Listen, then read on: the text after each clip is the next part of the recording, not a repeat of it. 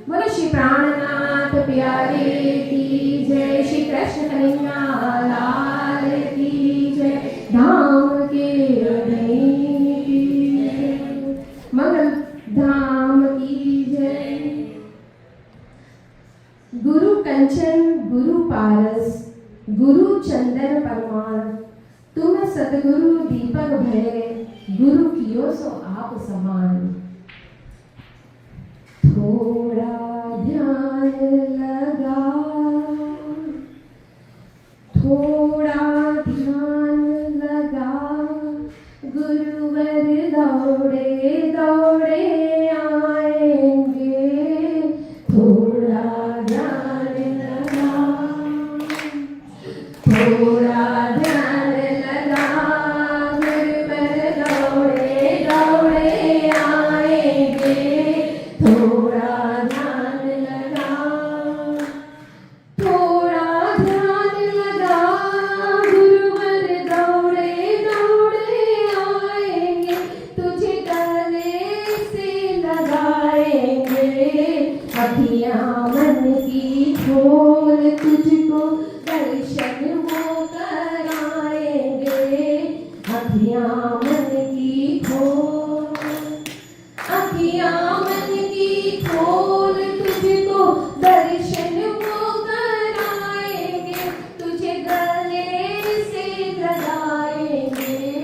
थोड़ा ध्यान लगा, थोड़ा ध्यान लगा, गुरुवर दौड़े दौड़े आएंगे। थोड़ा ध्यान लगा। हरे राम रमैया रे, हरे कृष्ण कन्हैया रे, हरे राम रमैया रे, हरे कृष्ण कन्हैया रे। यही मेरे इष्ट हैं, सत्कर्म राहों में चलना सिखाते हैं। सत्कर्म राहों में चलना सिखाते हैं। यही मेरे जगदीश हैं। हो प्रेम से पुकार, प्रेम से पुकार, तेरे पाप भी कट जाएंगे। प्रेम से पुकार, प्रेम से पुकार, तेरे पाप भी धुल जाएंगे, तुझे गले से लगाएंगे। थोड़ा ध्यान लगा, थोड़ा ध्यान लगा, गुरुवर दौड़े दौड़े आएंगे। थोड़ा ध्यान लगा। ये है हमारा जो रिश्ता पुराना है, ये है हमारा जो रिश्ता पुराना है, उसे तुम याद करो। कर दो कृपा गुरुवर, बालक तुम्हारा हूँ। कर दो कृपा गुरुवर, बालक तुम्हारा हूँ। सिर पर हाथ धरो, हो प्यार का रिश्ता, प्यार का रिश्ता तुम्हारा टूटने ना पाएगा। प्यार का रिश्ता, प्यार का रिश्ता तुम्हारा टूटने ना पाएगा। जो टूटेगा जुड़ जाएगा। थोड़ा ध्यान लगा, थोड़ा ध्यान लगा, गुरुवर दौड़े दौड़े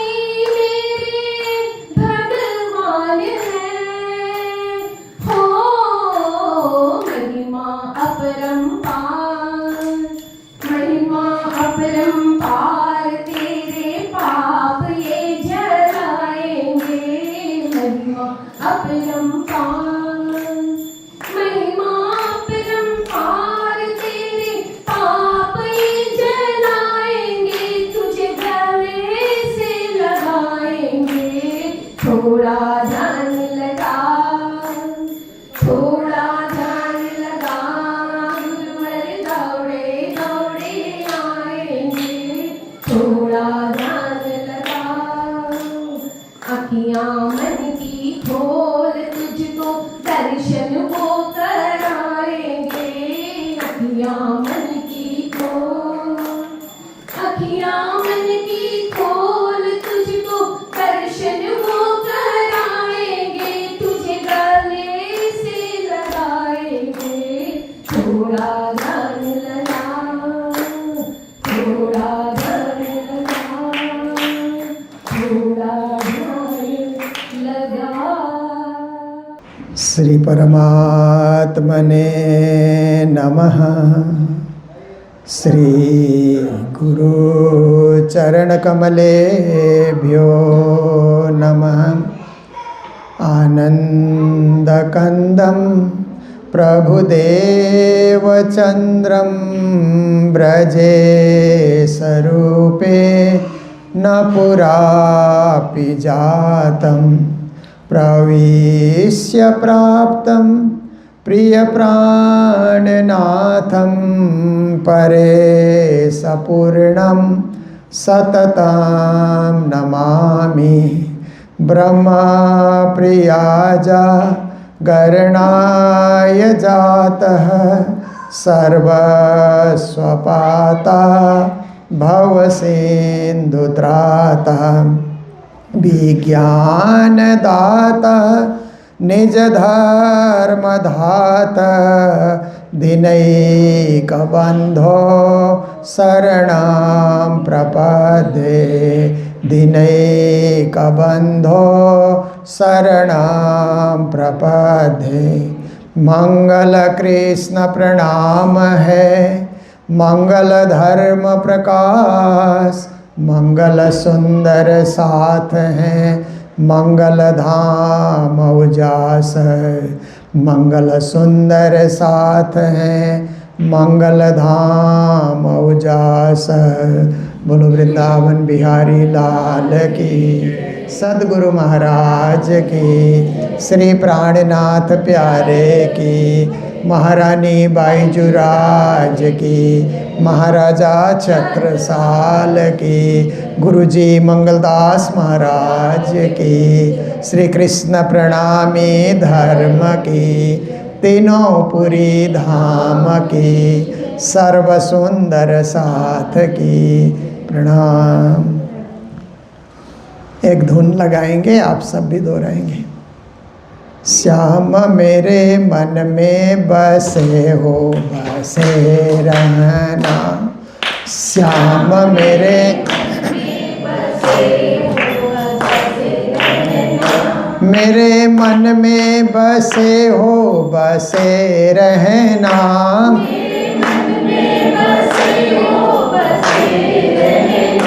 मेरे दिल में बसे हो, बसे रहना।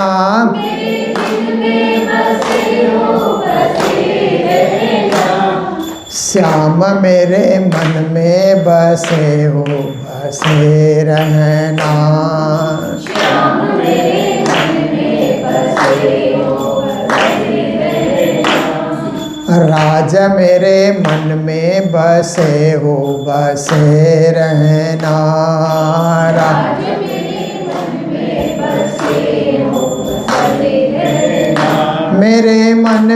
बसे हो, बसे रहना।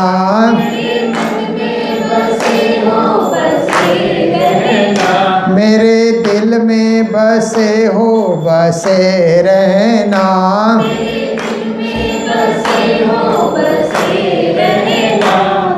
श्याम मेरे मन में बसे हो, बसे रहना। श्याम मेरे मन में बसे हो, बसे रहना। राज मेरे मन में बसे हो, बसे रहना। राज मेरे मन में बसे महाराज की। ह्यूस्टन के सभी सुंदर साथ जो आज हमारे बंकिम जी और संगीता जी के घर पे आप सब पधारे हुए हैं और थोड़ी देर ये सत्संग का सुंदर कार्यक्रम यहाँ पर उपस्थित हुआ है। तो देखिए आज के दिन मेरे लिए भी वो मिनिस्टर की तरह मिनट टू मिनट प्रोग्राम बन गया है, क्योंकि आज हिंदी दिवस है। भारत के संविधान में हिंदी भाषा को राजभाषा के रूप में मान्यता मिली और उस उपलक्ष्य में पूरे विश्व में जहाँ जहाँ हिंदी भाषी लोग हैं, हिंदी भाषा पे गर्व करते हुए हिंदी दिवस का पालन करते हैं। तो मुझे जब मैं कालिम्पोंग में होता हूँ या और जगह, तो आज के दिन मुझे हिंदी दिवस पर साहित्यिक गोष्ठी में बुलाया जाता है और मैं उसमें भी भाग लेता हूँ। तो यहाँ मैंने सुना हमारे राजीव जी ने कहा कि हिंदी दिवस हो रहा है कंसुलेट जनरल जो है उनके ऑफिस में हॉल में।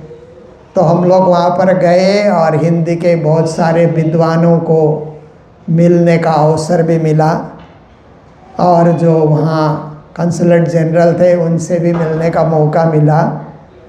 तो वहाँ पर छोटे छोटे बच्चों ने भी हिंदी में भाषण किए।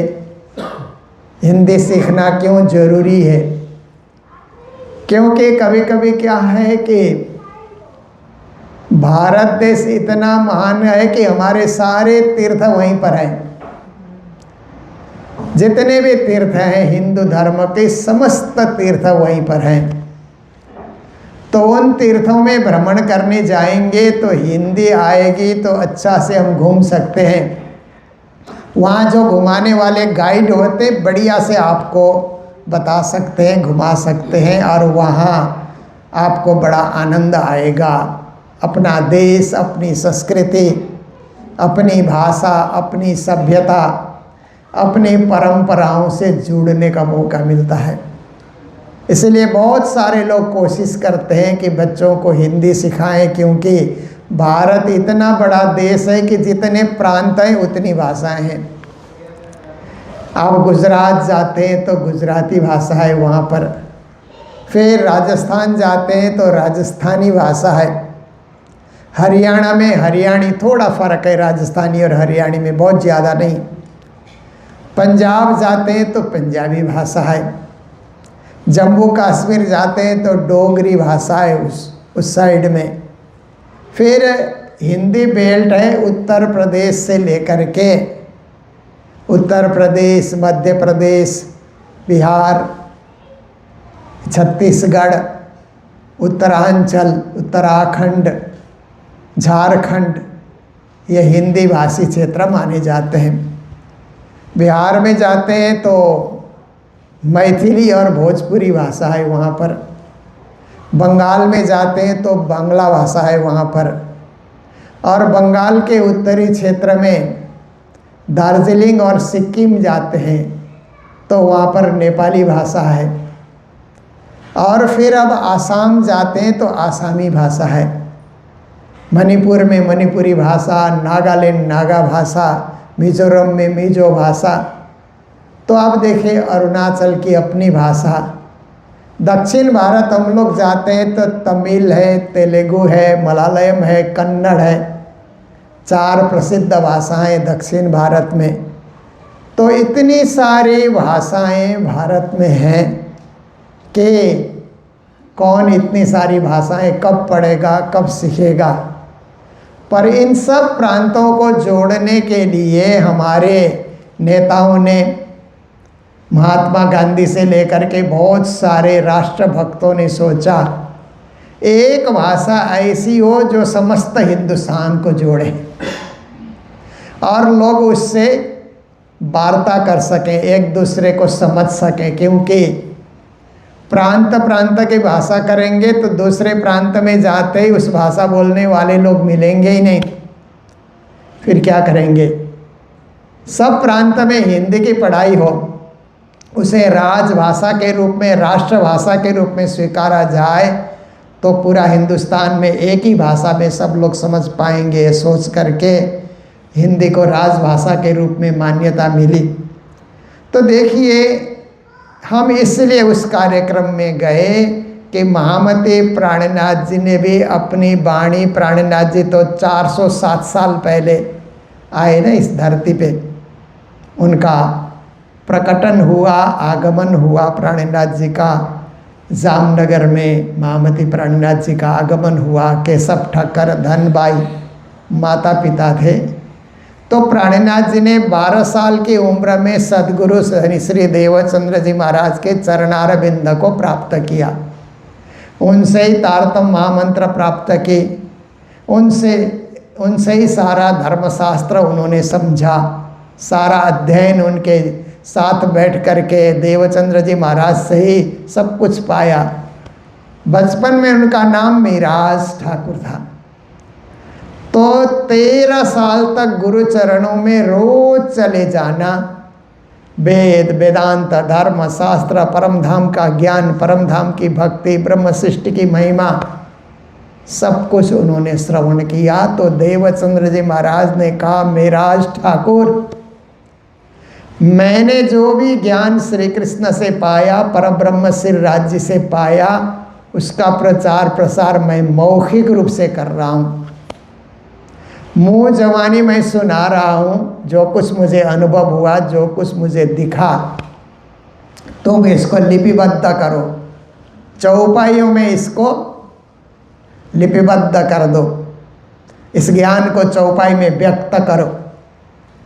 तो मेरे और तुम्हारे बाद युगों युग तक आने वाले जो श्रद्धालु सुंदर साथ हैं, उसको पढ़ करके समझेंगे कि देवचंद्र जी का ज्ञान क्या था, प्राणनाथ जी महाराज का ज्ञान क्या था। केवल मुख से ही प्रवचन करते रहेंगे तो थोड़े समय के बाद लोग भूल जाएंगे उसको लिखना ज़रूरी है। क्योंकि आप देखिए, पहले ज़माने में कहा जाता था कि वेद जो है, 4 वेद कहते हैं ना, ऋग्वेद, सामवेद, यजुर्वेद, अथर्ववेद, ये वे गुरु शिष्य परंपरा से गुरु शिष्य को पढ़ाते थे, वो गुरु बन जाते थे, वो अपने शिष्यों को पढ़ाएं, कहीं लिखा नहीं जाता था। फिर वेद व्यास जी का समय आया तो उन्होंने देखा कि कलियुग के लोग जो हैं, उनका दिमाग कमज़ोर होगा, जल्दी भूल जाएंगे। सत्य युग के, त्रेता के, द्वापर के लोगों का दिमाग इतना तेज होता था कि एक बार सुनने से उसको कंठस्थ कर लेते थे। कलियुग के लोगों में इतना बड़ा दिमाग नहीं है, इसलिए उनको लिख करके छोड़ना पड़ेगा ताकि वो पढ़ करके उसको याद करें। तो वेदों को लिखा गया, पुराणों को लिखा गया, उपनिषदों को लिखा गया, अनेक धर्मशास्त्र, महाभारत, रामायण इत्यादि लिखे गए। फिर संत गुरुजन आए तो गुरु नानक ने भी वाणी उतारी, उन्होंने भी लिपिबद्ध किया। तुलसीदास जी ने रामायण लिखी, उसको लिपिबद्ध किया। सूरदास की वाणी और भजनों को लिखा गया, मीराबाई के पदों को, भजनों को भी लिखा गया, और बहुत सारे संतों के, बहुत सारे आचार्यों के पदों को लिखा गया ताकि आज के लोग भी उसको पढ़ सकें। तो देवचंद्र जी महाराज ने प्राणनाथ जी को कहा कि मिराज ठाकुर, तुम भी इसको लिपिबद्ध करना ताकि कालांतर तक आने वाले सुंदर साथ इसका पारायण पढ़ सकें, अनुभव कर सकें। इसमें क्या कुछ परम धाम का वर्णन आया, दुनिया में कैसे रहना चाहिए, संसार की स्थिति क्या है, माया किसे कहते हैं, मोह किसे कहते हैं, ये सब पता लग जाएगा, पढ़ने से पता लगेगा। इसलिए हम और तुम कहाँ कहाँ जाएंगे लोगों को समझाने। वाणी लिपिबद्ध होगी तो वाणी अपने आप लोगों तक जाएगी और युगों युग तक इसका प्रचार होता रहेगा। तो प्राणनाथ जी ने पहले रास, प्रकाश, सठ ऋतु, कलश, ध्यानावस्था में वाणी उतरी, पर उनके छोटे भाई जो थे ना, उद्धव जी, उन्होंने लिपिबद्ध किया। आपने वितकों में सुना है कि पहले तो राजा ने नज़रबंद में रखा तो कागज़ और कलम की व्यवस्था भी नहीं हुई। खाना बनाने के लिए जो कोयले मिलते थे, कोयले से दीवालों में उन्होंने चौपाइयाँ लिखी। अखंड स्वरूपनी अस्थिराकारे शोभा कौ गणबे करीने स्नेहा जोई जोई बचन आणु कई ऊंचा पढ़नावे बाणी माहे तेहा आदि आदि। योग माया नो देह धरी ने श्री श्यामा जी थया तैयार ततखिनती हाँ तेने ठामे मारे साथे की दो श्रृंगार। ये सब चौपाइयाँ दीवालों में लिखते थे। रानियों ने देखा छुप करके, राजा तो अहमदाबाद गए थे, रानियों ने देखा अरे इतनी बड़ी महावाणी उतर रही है और इनके पास कलम भी नहीं है, कागज़ भी नहीं है। देखो कोयले से लिख लिख करके दीवालों में इस महान वाणी को ये सुरक्षित कर रहे हैं, तो हमें उनके लिए कागज़ और स्याही की व्यवस्था करनी चाहिए। रानियों ने कागज़ और लिखने के मसी कलम की व्यवस्था कर दे। फिर उद्धव जी ने जो वाणी उतरी प्राणनाथ जी के मुखारबिंद से, उन्होंने रास प्रकाश सठ ऋतु कलश उन्होंने तैयार किया। कलश पूरा नहीं हुआ, फिर सूरत में आकर के कलश का अवतरण पूरा होता है। प्राणनाथ जी महाराज धर्म प्रचार यात्रा में जब राजस्थान आए, मेड़ता आए, बाद में दिल्ली आए, तो उन्होंने देखा मेरी वाणी तो गुजराती में लिखी हुई है, जो वाणी उतरी वो 4 के 4 ग्रंथ गुजराती में, और इस तरफ लोग हैं हिंदी बोलने वाले, हिंदी समझने वाले हैं। तो प्राणनाथ जी ने स्वयं क्या किया, प्रकाश गुजराती को प्रकाश हिंदी, कलश गुजराती को कलश हिंदी में उन्होंने ही अनुवाद किया। अनुवाद करने की परंपरा उन्होंने आगे बढ़ाई कि ज़्यादा से ज़्यादा लोग समझें। तो जब सनंद ग्रंथ उन्होंने लिखना प्रारंभ किया, तो उन्होंने कुछ चौपाइयाँ वहाँ पर लिखी। कहते हैं कि अब कहूँ भाषा में किसके, या में तो भाषा कई लाख। कहते हैं अब मैं कौन सी भाषा में लिखूं। ब्रज भाषा अलग है, बुंदेली भाषा अलग है, उर्दू अलग है, फारसी अलग है, अरबी अलग है, और संस्कृत अलग है। भाषा प्राचीन भाषा है। कितनी सारी भाषाएं भारत में ही है, और भारत से बाहर भी कितनी सारी भाषाएं हैं। मैं किस भाषा में लिखूं, ऐसा प्राणनाथ जी स्वयं चिंतन करते हैं कि या में तो भाषा कई लाख कई भाषाएं हैं। बिना हिसाबे बोलियां मिने सकल जहान, सबको सुगम जान के कहूँगी हिंदुस्तान। फिर उन्होंने कहा कि भारत में भी बहुत सारी भाषाएं हैं, पर सबके लिए सरल और सुबोध हो, इसके लिए मैं हिंदी में अपनी वाणी लिखता हूँ। ऐसा करके हिंदी भाषा की महिमा को उन्होंने बढ़ाई, और बढ़ा करके उन्होंने आगे से संपूर्ण वाणी उन्होंने हिंदी में लिखी है। आप देखिए, सनंदा किरंतन खुलासा खिलवत परिक्रमा सागर श्रृंगार सिंधी मार्फत कयामतनामा, देखिए सब हिंदी में उन्होंने लिखी। पर कहीं कहीं हिंदी में उर्दू का भी मिश्रण है, और 2 प्रकरण उन्होंने अरबी भाषा में भी लिखी है सनंद के अंतर्गत। और सिंधी ग्रंथ जो है वो सिंधी भाषा में है। कहा जाता है कि प्राणनाथ जी की जो माँ थी धनबाई, वो सिंध प्रांत के रहने वाली थी, और प्राणनाथ जी के पिता थे वो कच्छ के रहने वाले थे। कच्छी भाषा और सिंधी भाषा मिलती जुलती भाषा होती है, इसलिए आप देखिए कि पिता कच्छ के हैं, माँ सिंध के। बगल बगल में अभी तो सिंध प्रांत पार्टीशन के बाद पाकिस्तान में चला गया। कच्छ हिंदुस्तान का हिस्सा है, गुजरात का हिस्सा है। तो उन्होंने सिंधी में प्राणनाथ जी ने वाणी लिखी, परंतु सिंधी को भी देवनागरी में हिंदी लिपि में ही उन्होंने लिख करके तैयार किया। तो ये एक अनुसंधान का विषय बन गया। देखिए प्राणनाथ जी की वाणी का धार्मिक महत्व तो है ही। धार्मिक महत्व इसलिए है कि उन्होंने उस वाणी के अंतर्गत रास का भी वर्णन किया। रास का वर्णन श्रीमद् भागवत से संबंधित है, और क़यामतनामा का भी वर्णन किया जो कतेब धर्म ग्रंथ कुरान बाइबल इत्यादि से संबंधित है। विश्व भर के धर्म ग्रंथ का प्राणनाथ जी ने चिंतन किया, अवलोकन किया, उस पर उन्होंने फिर अपनी वाणी उतारी, अपने ढंग से उसका अर्थ किया। इतना ही नहीं, प्राणनाथ जी ने विश्व में जिस परब्रह्म परमात्मा की महिमा गाने के लिए बड़े बड़े आचार्य, बड़े बड़े संत, बड़े बड़े पहुँचे हुए ऋषि महर्षि भी मौन धारण करते हैं, प्राणनाथ जी ने उस परब्रह्म परमात्मा की महिमा 6000 चौपाई में बताई। पूर्ण ब्रह्म परमात्मा कहाँ रहते हैं, उनका धाम कैसा है, परम धाम कैसा है, इसमें तो 2500 चौपाई है। परिक्रमा ग्रंथ में आप देखिए प्राणनाथ जी ने इतनी सारी चौपाइयों में परम धाम का वर्णन किया। फिर सागर ग्रंथ में उन्होंने मूल मिलावे के 8 सागर क्या है, परिक्रमा के 8 सागर क्या है, परम धाम की शोभा क्या है, सुंदरता क्या है, वास्तविकता क्या है, उसमें 1000 चौपाई में उसका वर्णन उन्होंने किया। और लगभग 2200 चौपाई में राज्य का स्वरूप, श्यामा जी का स्वरूप, राज्य का स्वरूप, राज्य का वस्त्र, राज्य के चरण, राज्य के नेत्र और राज्य का मुखमंडल, राज्य के हस्तकमल आदि आदि का वर्णन 2200 चौपाई में उन्होंने की। फिर उन्होंने राज्य और सखियों में क्या संवाद होता है, क्या बातचीत करते हैं आपस में, वो खिलवत ग्रंथ में 1000 चौपाई में उन्होंने लिखी। तो देखिए लगभग 6000 से भी अधिक चौपाइयों में तो उन्होंने परम धाम का वर्णन किया जो कहीं नहीं मिलता है। परम धाम शब्द मिलता है, परम धाम शब्द तो भागवत में भी है, अहम ब्रह्म परम धाम ब्रह्माहम परमम पदम, परम धाम शब्द भागवत में आया। गीता में भी यद्गत्वा न निवर्तन्ते तद्धाम परमम मम, उपनिषद में परमात्मा, परम ज्योति, परम धाम, परागति, और भी बहुत सारे पुराणों में परम धाम शब्द मिलता है।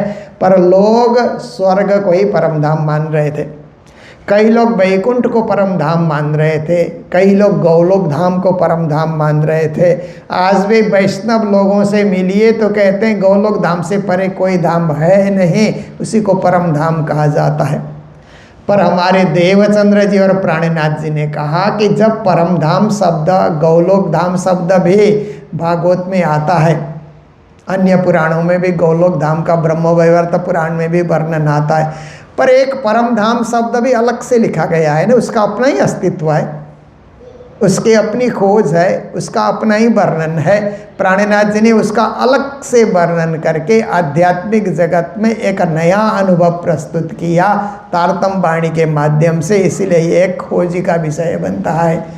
तो इसकी खोजी धर्म क्षेत्र में रहने वाले जो धर्म के जिज्ञासु होते हैं वो तो करते ही करते हैं, पर आजकल यूनिवर्सिटी में जो पीएचडी करते हैं ना, रिसर्च करने वाले स्टूडेंट होते हैं जो हिंदी साहित्य में, गुजराती साहित्य में रिसर्च करते हैं, उनके लिए भी एक खोजी का विषय बन जाता है कि प्राणनाथ जी ने अपने वाणी में धामों की व्याख्या की है, परम धाम की व्याख्या की है, तो और संतों ने वाणी में किस किस धाम की व्याख्या की है उस पे वो लोग थेसिस लिखते हैं। लगभग 200-250 पेज की किताब वो लिख करके यूनिवर्सिटी में सबमिट करते हैं। फिर उनके जो रीडर इत्यादि होते हैं यूनिवर्सिटी में, वो देख करके 5 जने की कमेटी बनती है, फिर उस थेसिस को पास कर देते हैं तो उसको पीएचडी की डिग्री मिलती है।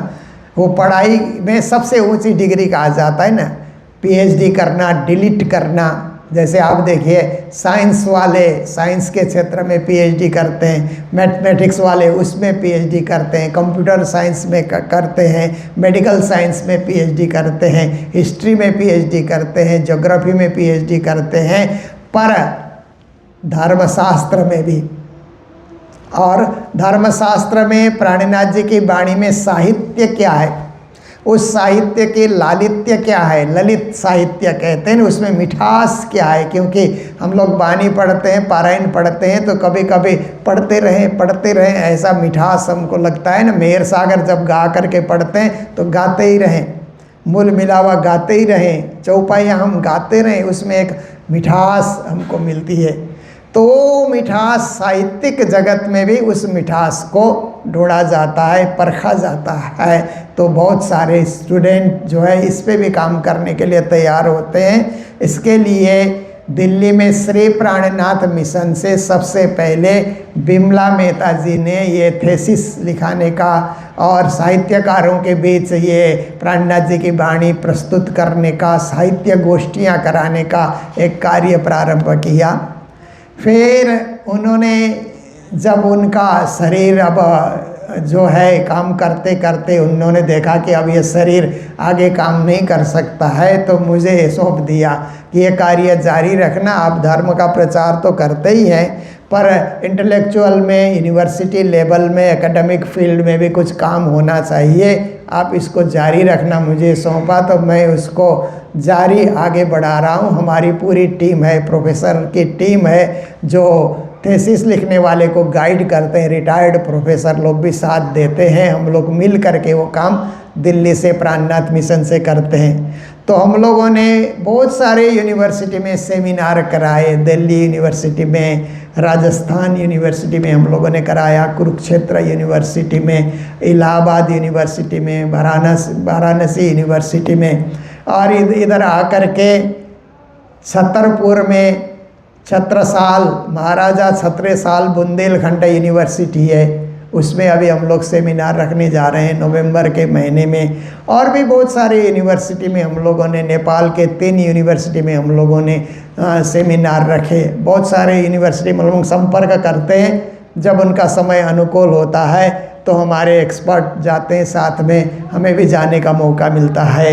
और प्राणनाथ जी की वाणी का साहित्यिक योगदान क्या है, धार्मिक योगदान क्या है, सामाजिक योगदान क्या है, क्योंकि हम लोग बीतक सुनते हैं ना, उस समय का समाज कैसे चलता था, क्या खाता था, कैसी बातें करते थे, कैसे लेन देन करते थे। जैसे प्राणनाथ जी के सेवा का प्रसंग आता है ना बीतक में, अष्टप्रहर की सेवा, तो कैसे उस समय बड़े लोगों का आदर और सेवा सम्मान किया जाता था, वो एक समाज शास्त्र का विषय होता है कि आज के समाज और उस समय के समाज में कितना फर्क था, और उस समय के लोग कैसे सेवा भक्ति करते थे, ये भी एक रिसर्च का विषय बन जाता है। इस पर भी बहुत सारे स्टूडेंट तैयार होते हैं।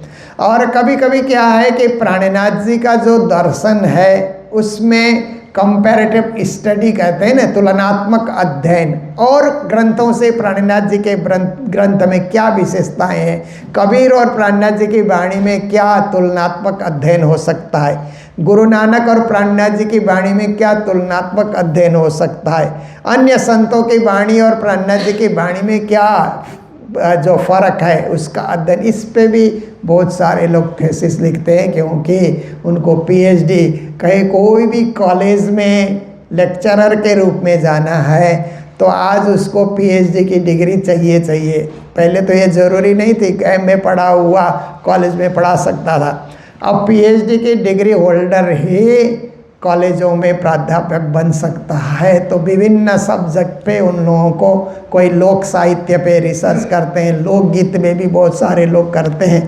तो दिल्ली से हम लोग वो सेंटर चलाते हैं, तो इसमें हम लोग हिंदी, प्राणनाथ जी की वाणी में हिंदी भाषा का ज़्यादा प्रयोग होने के कारण हम क्या करते हैं कि हिंदी साहित्य सम्मेलन कहीं हो, हिंदी की गोष्ठियाँ कहीं कहीं हो, तो वहाँ भी हम लोग पहुँच जाते हैं और प्राणनाथ जी के जो रिसर्च के बहुत सारे किताब छपे हैं वहाँ पर वितरित करते हैं, और फिर स्टूडेंट को गाइड करते हैं कि किसी को इस सब्जेक्ट पे आपको थीसिस लिखना है तो आप लोग हमारे पास आ सकते हैं, हम फ्री में आप लोग किताबें देंगे और भी सुविधा हम लोग देंगे, आप लोग पीएचडी कंप्लीट कीजिए।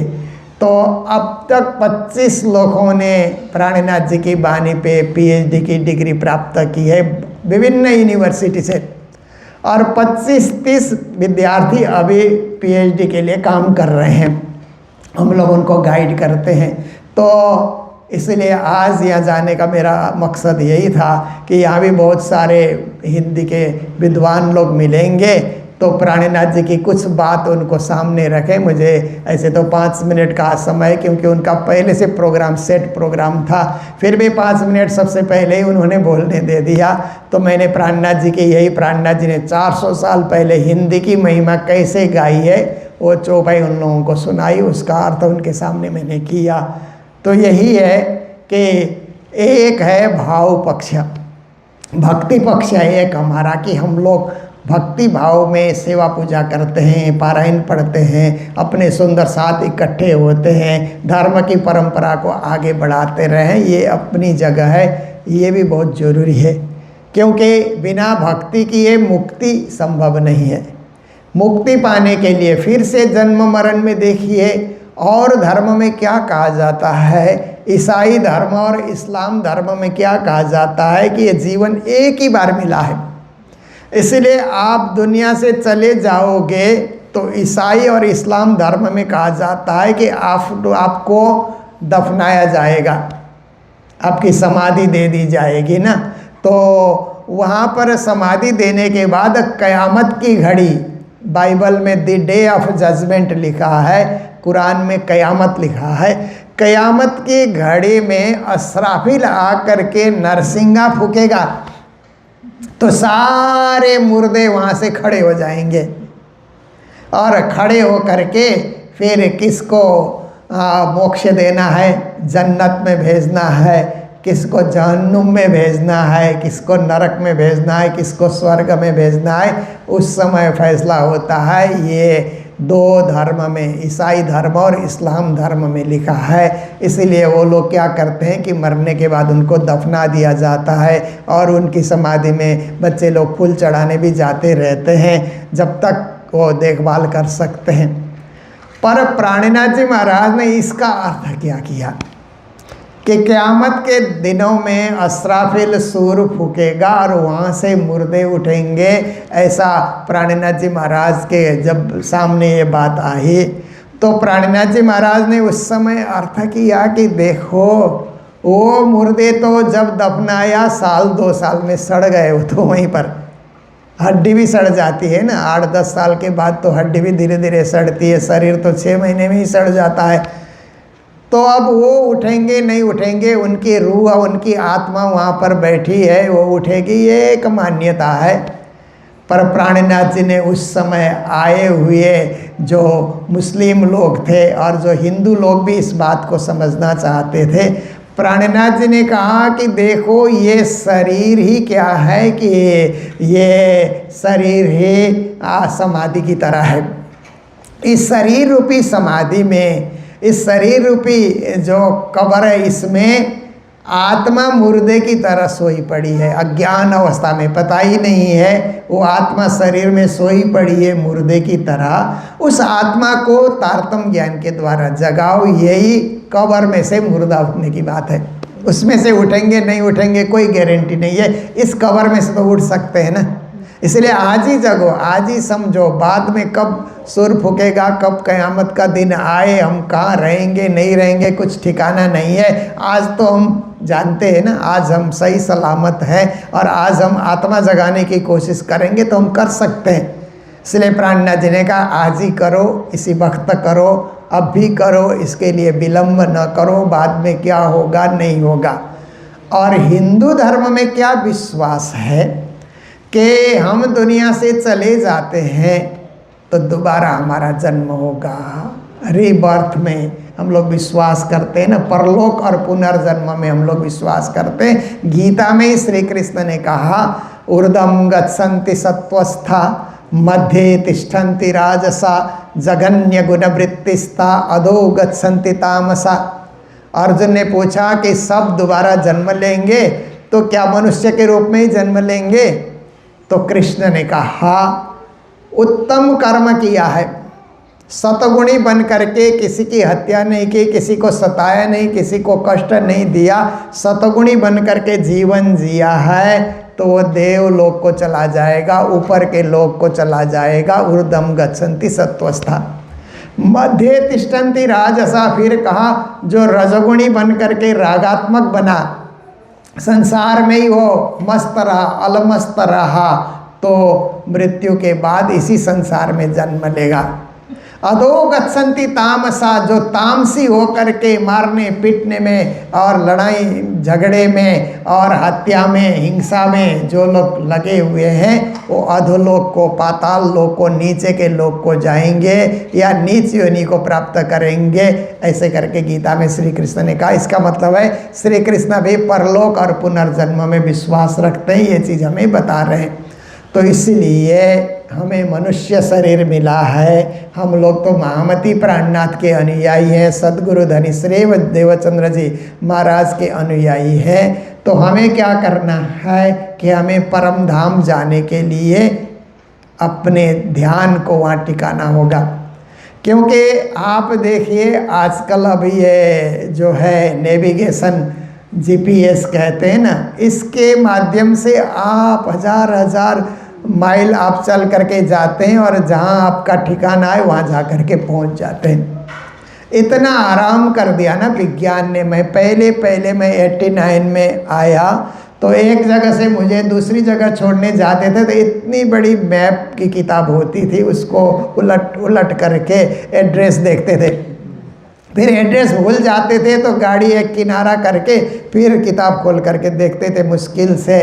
और उसके बाद क्योंकि उस समय मोबाइल फ़ोन का युग भी नहीं था, इसलिए बहुत मुश्किल होता था। वो पैसा डाल करके, सिक्का डाल करके किसी को फ़ोन करना पड़ता था कहीं खड़े हो करके। आज विज्ञान ने ये नेविगेशन का जो सिस्टम चालू किया तो आप देखिए कि कहीं से कहीं जा सकते हैं। हम लोगों ने महामती प्राणनाथ चतुर्थ शताब्दी में भारत के 29 प्रांतों का भ्रमण किया, रथ यात्रा करके 1.5 साल तक भारत, नेपाल, भूटान हम लोग गाड़ी में घूमते रहे, प्राणनाथ जी का प्रचार करते हुए कि प्राणनाथ जी ने 400 साल पहले क्या दुनिया को संदेश दिया। तो जहाँ भी हम लोग गए एक आदमी से हम लोगों ने एड्रेस नहीं पूछा, एक भी आदमी से कहीं नहीं पूछा, क्योंकि किसी से पूछेंगे तो वो भटका देगा, इधर से उधर इधर से उधर। देखिए एक बार ये मैं बहुत पहले गुरुजी मंगलदास जी महाराज भी थे तो मेरे मन में इच्छा हुई कि बहुत सुंदर साथ पन्ना धाम जाना चाहते हैं, इसलिए एक बस हम लोगों ने तैयार की। 55 सुंदर साथ बस में बैठे और हम लोग सिलीगुड़ी से पटना जाना था। तो वहाँ पटना के सुंदर साथ ने फ़ोन से संपर्क हुआ, तब तो लैंडलाइन से संपर्क होता था। पाटलिपुत्र धर्मशाला में आपके लिए हम लोगों ने खाना और रहने का तैयार किया है। हम लोग बस लेकर के पटना में हम लोगों ने प्रवेश किया। पटना में प्रवेश करने के बाद पाटलिपुत्र धर्मशाला कहाँ है एक आदमी को पूछते हैं, तो यहाँ से सीधा जाइए, फिर दायां जाइए, फिर बायां जाइए, आगे मुड़िए, इधर आगे जाइए तो आप पहुँच जाएंगे। इतना तो सुनते सुनते ही भूल जाते हैं, दायां बायां क्या करें। कुछ देर दायां बायां करते रहे, बस को लेकर के दायां बायां करना भी मुश्किल था। फिर मैंने सोचा कि एक रिक्शा वाले को पकड़ते हैं, उसको आगे करेंगे बस के आगे और उसको बोलेंगे पाटलिपुत्र धर्मशाला पहुंचा। तो आसानी से वो रिक्शा वाला आगे आगे चलता रहा, पीछे हमारी बस चली तो हम जा कर के पहुँचे। पर जब चतुर्थ शताब्दी 2018 जो हम लोगों ने किया तो एक आदमी को एड्रेस पूछने की ज़रूरत नहीं, जीपीएस से हम लोग पहुंच गए। और एक जगह की घटना मैं आपको बताता हूं कि बिहार की यात्रा करके हम जा रहे थे तो वहां पर हड़ताल था बिहार में।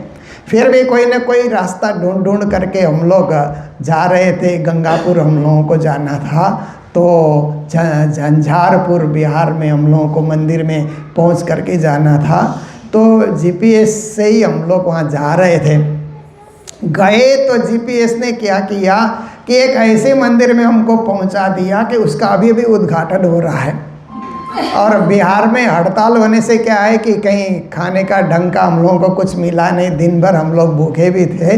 तो जीपीएस ने सीधा एक नए मंदिर का उद्घाटन हो रहा है वहाँ पर जाकर के पहुँचा दिया। तो हम लोग वहाँ उतरे तो वहाँ पर बहुत श्रद्धालु लोग थे, वो सब प्रणामी तो नहीं थे पर बड़े श्रद्धालु लोग थे। आइए संत गुरुजन आइए, कहाँ से आना हुआ? हम लोगों ने कहा हरिद्वार से हम लोग आए हैं। अच्छा आइए पधारिए, हम लोगों ने अभी पूजा पधराई है, आप लोग भी यहाँ पर आइए दर्शन कीजिए और भंडारा तैयार है। आप लोग भंडारा, आप लोगों से ही भंडारा शुरू किया जाएगा, आप लोग भंडारे में बैठिए। हम लोगों ने क्या, देखो राज्य की इच्छा है, हम दिन भर भूखे हैं और भंडारा तैयार है हमारे लिए। वहाँ भंडारा हम लोगों ने ग्रहण किया और इतने में हमारे मंदिर वाले को पता लगा तो वो भी ढूंढ करके आए। फिर अपने मंदिर में हम लोग गए तो देखिए कि राज्य की लीला है। कभी जीपीएस के सहारे हम चलते हैं, कभी जीपीएस राज्य भी दिखा देते हैं, है ना। तो हमारे लिए परम धाम का जीपीएस क्या है कि हद पार बेहद है, बेहद पार अक्षर, अक्षर पार वतन है, जागिए इन घर्रा, सूरत एक ही राखिए, मूल मिलावे माय, श्याम श्यामा जी साथ जी तले भूम बैठे हैं जाए। प्राणनाथ जी ने ये हम लोगों को एक ठौर ठिकाना बता दिया कि ये संसार सब हद की दुनिया है, इसको आपकी आत्मा ज्ञान के द्वारा इसको पार करेगी तो बेहद भूमिका में जाएगी। बेहद अविनाशी भूमिका है, उस बेहद भूमिका से आगे बढ़ते जाएंगे तो अक्षर का धाम आएगा, उसको भी पार करेंगे तो अक्षरातीत का धाम आएगा। वही आपकी आत्मा का असली ठिकाना है, वहीं आप पहले थे और वहीं से संसार देखने आए, संसार में भूल गए, भटक गए, माया ने आपको पकड़ लिया और संसार को ही सब कुछ मानने लगे। पर जब प्राणनाथ जी की वाणी का प्रभाव आपके जीवन में जब पड़ा तो आपकी आत्मा फिर से जाग गई कि ओह मेरा ठिकाना तो परम धाम है, मेरी आत्मा तो वहाँ से आई है, यही संसार सब कुछ नहीं है मेरे लिए तो परम धाम सब कुछ है, मेरे राज्य, मेरे धनी जी, मेरे पिया जी मेरे लिए सब कुछ है। तो उनकी पूजा में, उनकी सेवा में, उनकी भक्ति में आप संलग्न हो जाते हैं और इसी को प्रणामी धर्म निजानंद संप्रदाय कहा जाता है। देवचंद्र जी महाराज ने निजानंद संप्रदाय के रूप में स्थापित किए और उन्होंने कृष्ण का दर्शन पा करके ये संप्रदाय की स्थापना की थी, इसलिए कृष्ण प्रणामी धर्म भी कहा जाता है, कृष्ण प्रणामी निजानंद संप्रदाय भी कहा जाता है।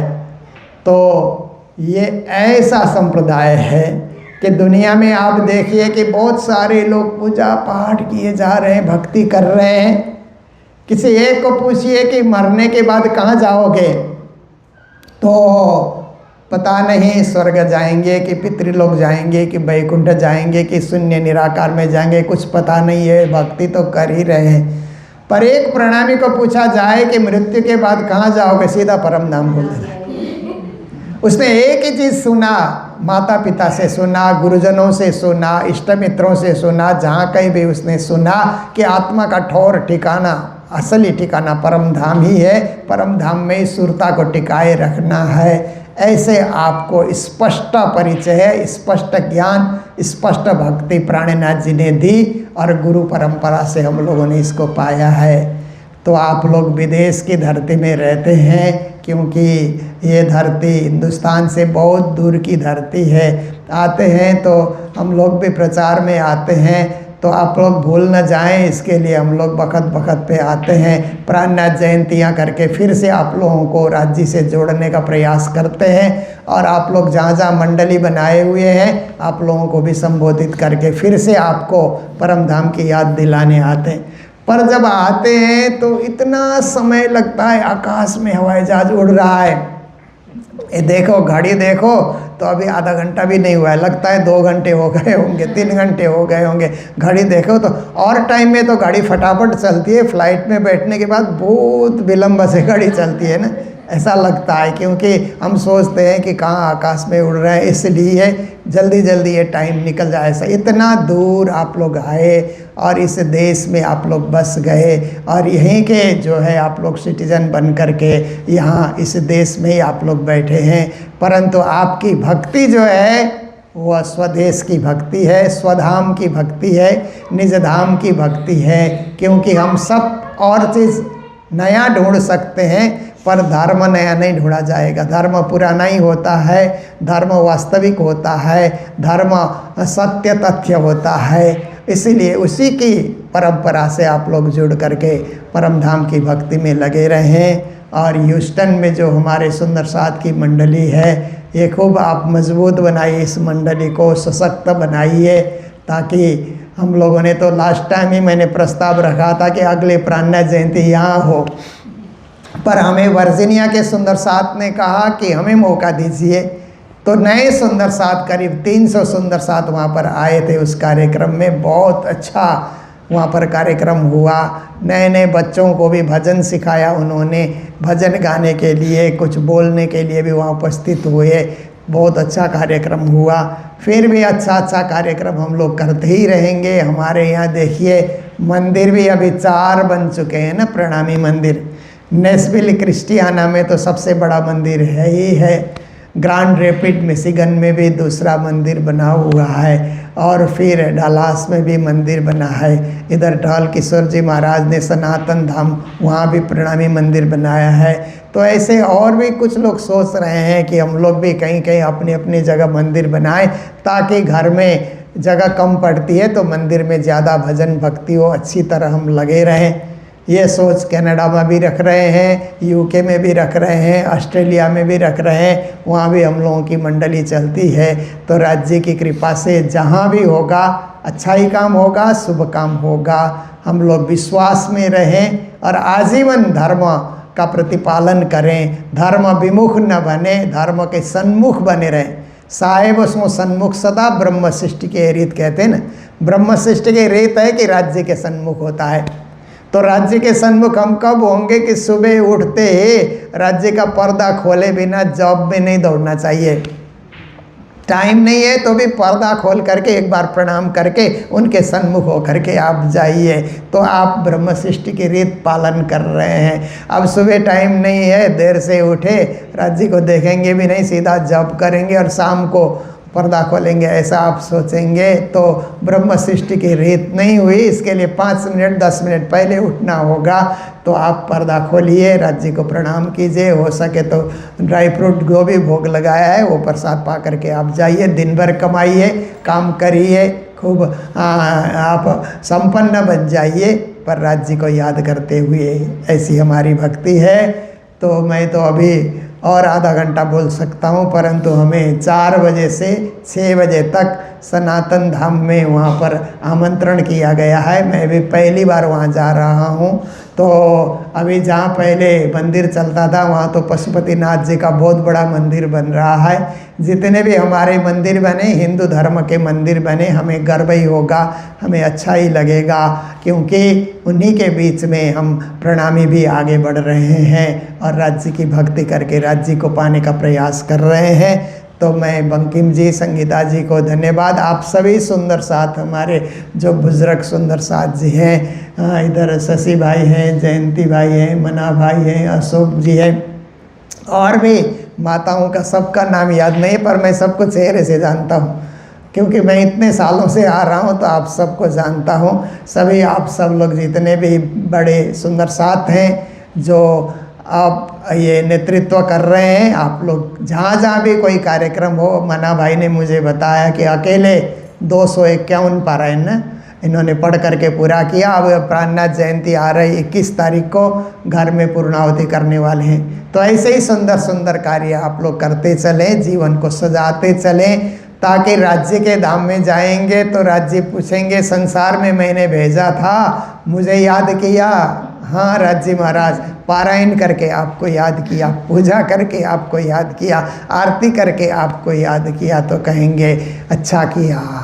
तो इसलिए हम राज्य के सन्मुख होने के लिए सदा भक्ति में लगे रहें। इन्हीं बातों के साथ अभी के प्रवचन को मैं विराम देने जा रहा हूँ। जय जयकार के साथ बोलो सतगुरु महाराज की, श्री प्राणनाथ प्यारे की, सर्व सुंदर साथ की, आज के आनंद की पिया तुम हो।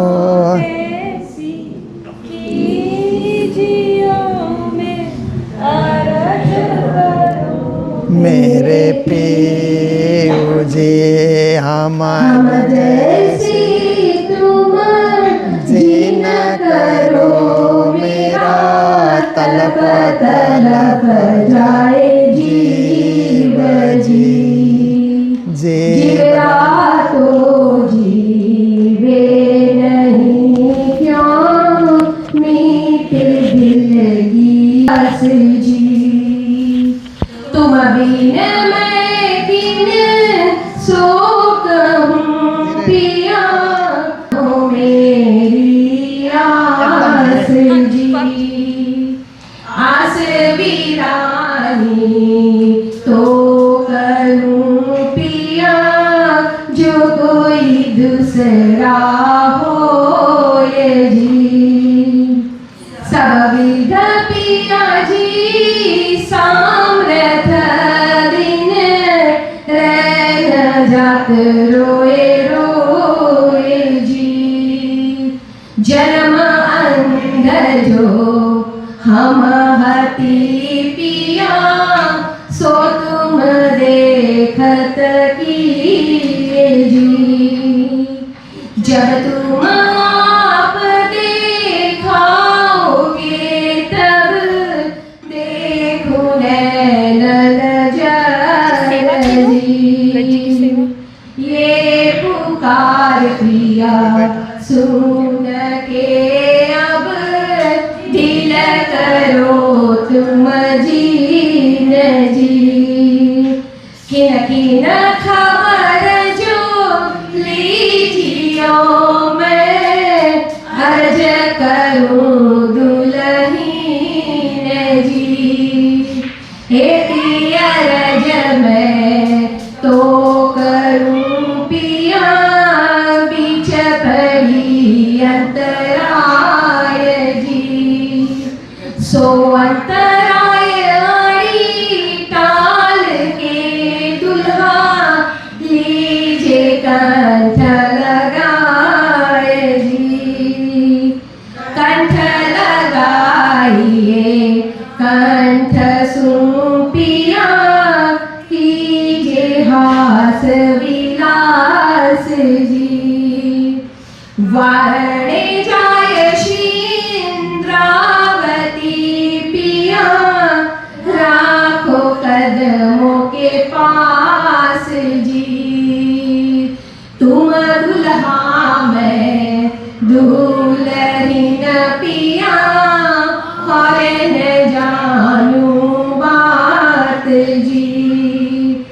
ईशत सो सेवा करूं पिया सबो अंगो साक्षात जी।